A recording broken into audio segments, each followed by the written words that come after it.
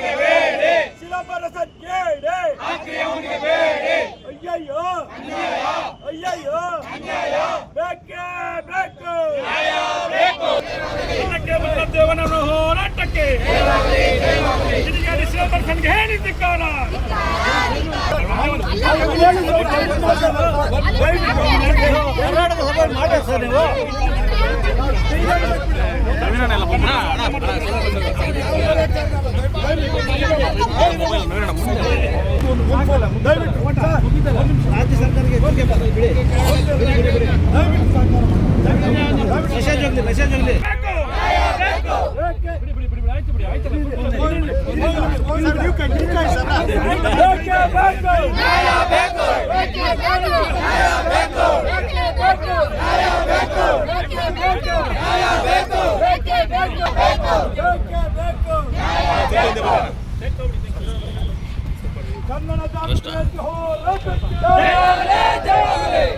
ಹೋರಾಟಕ್ಕೆ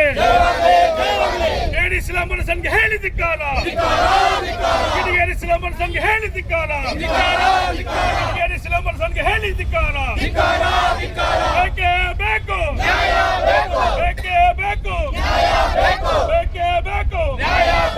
ಚಿದಂಬರ ಸಂಕೇಡಿ, ಚಿದಂಬರ ಸಂಕೇಡಿ, ಗೂಂಡಾ ಚಿದಂಬರ ಸಂಕೇಡಿ, ಗೂಂಡಾ ಚಿದಂಬರ ಸಂಕೇಡಿ, ರೌಡಿ ಗೂಂಡಾ ಚಿದಂಬರಸನ್ಗೆ ಹೇಳಿ ಧಿಕ್ಕಾರ, ಚಿದಂಬರಸನ್ ಗೂಂಡಾಗೆ ಹೇಳಿ ಧಿಕ್ಕಾರ.